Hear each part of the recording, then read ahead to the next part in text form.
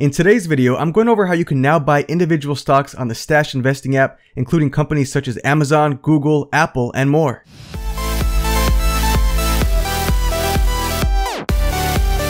Hey guys, this is Eric of Investing Apps TV, and in today's video, I'm covering how you can now buy individual stocks on the Stash app. As you may have known, previously you could only invest in ETFs on the Stash investing app, which again are basically a basket of stocks. Now you can buy individual stocks. Stash has been offering this to its Stash users for roughly around 1 to 2 weeks now. So if you haven't already checked your Stash app, definitely check that out. I'm going to show you how to do that right now. So what you want to do is click on the left-hand side menu and go over to Invest on the left-hand side. So if you click on Invest right there, that's going to take you to all the investment options on the Stash investing app. And as you know, they've always had several ETFs you could invest in based on several diversified companies. They're basically a bunch of different sectors of the market. So you could always invest in moderate mixes, blue chip companies, which are large US companies. You could invest in American innovators, global ETFs, internet titans, money machines. All of these different ETFs are based on different sectors of the market. But now if you scroll over to the far right and click on companies, you will now see it says you can now buy stock in individual companies, but remember to always keep a diversified portfolio. So again, guys, if you don't have this option to invest in individual companies now in your Stash app, you may need to update your app to get this feature. But basically, guys, there are now about 20 individual stocks you can invest in on the Stash investing app. Last week, I think there were 10, but they've since added 10 more, so I'm hoping they add even more going forward. And the great thing about buying individual stocks on Stash app as opposed to buying on other apps such as the Robinhood app or larger brokerages such as E-Trade or Fidelity is that on the Stash app, you could invest in as low as $5 increments. So again, what this means is if you want to buy a share of, for example, Amazon, as you can see where it says average price, that's the current share price of Amazon for one full share. It's currently over $1,554 for one share of Amazon. So if you wanted to buy this one share of Amazon on, let's say, the Robinhood app, you would have to pay the full price, a full $1,554.51. But here on the Stash app, if you want to invest in Amazon, but you don't have that much money sitting around, you could invest as low as $5. You could buy a partial share of Amazon or any of these individual companies we're going to go over right now. All you would have to do is click on buy, then click here on buy. And again, you could buy as low as $5 of any one of these companies. So that can get you in the door without having to buy a full share. So let's go over all of these companies now offered on Stash that you could invest in. So you do have Alibaba, Alphabet. Again, Alphabet is Google's parent company. So that owns Google Search, YouTube, and all of their companies under them. You have Amazon, Apple, Boeing, Cisco, ExxonMobil, Facebook, Ford, General Electric, GM, Home Depot, Johnson & Johnson, Microsoft, Netflix, Nike, Nvidia, Snapchat, Starbucks, Tesla, the Coca-Cola Company, the Walt Disney Company, Union Pacific, and lastly, Walmart. So for my first impression of the individual stocks now offered on the Stash app that you can invest in, I will say they are heavy in the tech sector as well as the retail sector. I noticed a lot of tech companies such as Amazon, Facebook, Tesla, Netflix, you got many more, Microsoft, Nvidia, Snapchat. So there's a lot of tech companies here. There are also a lot of retail companies, I'll say. You have your Walmarts, you have your Nikes, you have your Home Depot, you have Johnson & Johnson's not really retail, but they do sell a lot of retail products. And Alibaba could partially be retail as well. So I will say so far their 20 stocks that they have on Stash are heavily tech and retail focused. But there are a few others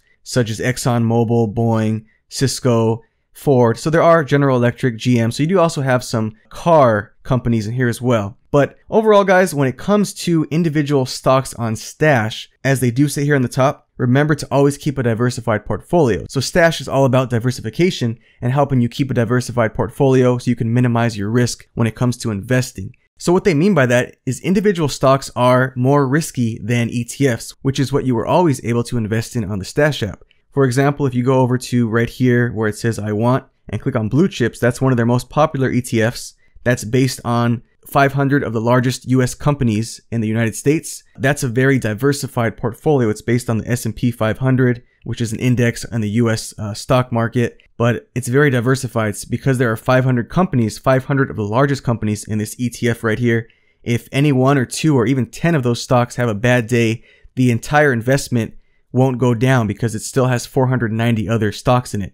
But if you invest in an individual stock such as Apple, and Apple has an extremely bad day one day, there's some really bad news, and the stock plummets, it is a more risky investment because it's just one stock. It's relying on one company, and any one little thing can result in a major move, either up or down. On the plus side, individual stocks also have more upside. So just as they have more risk, they also do potentially offer more upside. So for example, if you look at, let's just say Amazon, and you go to its performance, you could see year to date, Amazon is up 22%, and over the last 12 months, it's been up 74%, which is crazy. Over the last 3 years, 59% per year. Over the last 5 years, 41% per year. Over the last 10 years, 35% per year. And since its inception, Amazon has averaged over a 40% return per year. Those are insane numbers. So you can see here an example that individual stocks can offer a huge amount of upside. But again, Amazon is a great company. If you invest in an individual company that does the opposite of Amazon, it just is tanking, you could really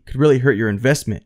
Now, if we go compare that to the S&P 500 ETF on Stash and look at its performance, year to date, it's down 2%. And as you can see, its performance over the last 12 months to the last 10 years is much lower in comparison than an individual stock such as Amazon. But with that being said, if you want to take a more conservative approach, you definitely want to consider investing in an ETF such as blue chips on Stash or any one of these other ETFs such as conservative. Even the aggressive mix ETF is much more conservative and diversified than an individual stock. So again, it really does come down to your risk tolerance. I will say if you do want to add a little bit of risk to your portfolio for a little more potential upside, maybe put a small portion of your Stash portfolio in individual stocks. I personally added a few of these individual stocks so far. I think I added Alphabet, Amazon, Apple, Boeing, Facebook. I also added Microsoft, Netflix, and I think that's it. But overall, I probably added less than about 15% of my Stash portfolio in individual stocks. I kept the rest in ETFs because it's a more diversified approach, and I like to invest more diversified personally. Now, if you would like to learn more about any of these individual stocks, all you have to do is click on them. So for example, let's click on Alphabet, which is Google, and you want to learn more about it, you can click on its overview right here. It has a brief overview on the company itself, as well as the full share price if you were to buy this stock on a other brokerage where you have to buy the full share. It also would tell you its dividend yield if it has a dividend. This stock does not have a dividend. You can always go over to performance to see how the stock has performed over the year so far, year to date, and how it's performed over the last 12 months, 3 years, 5 years, 10 years, and since its inception. But one last thing I want to show you guys, also new on Stash recently, is an ETF. So amongst all the new individual stocks you can buy on Stash, they now actually do have a corporate cannabis ETF. For those of you wanting to invest in the medical marijuana space, this is now an opportunity for you to invest again in as low as $5 increments. So this investment is based on an ETF. If we go to right here, its investment name, it's the ETF MG Alternative Harvest ETF. As you can see, a full share of this is $28, but again, you don't have to buy a full share on Stash, but you would have to buy a full share if you were to buy this ETF on another brokerage or investment app. You could see how it's performed over the year so far, and it doesn't have a long history because it's a relatively new ETF. But again, I always get a lot of people asking me about this sector and how they can invest in it. Well, now you have an opportunity in Stash to invest in it if you're looking to invest in that sector. But basically, guys, that's it for today's video covering the new ability to buy individual stocks on the Stash app. Let me know down below in the comments what you guys think of this. Have you invested in any of these individual stocks yet? Like I said, I invested a little bit of my Stash portfolio into them so far, and I really do like the new feature, but again, I want to urge you guys to invest carefully and cautiously, maybe not invest your whole portfolio in individual stocks. Anyways, guys, if you have any questions about buying individual stocks on the Stash app or any questions about the Stash app in general, feel free to leave your questions down below. Thanks again for watching, and I will catch you guys in the next episode.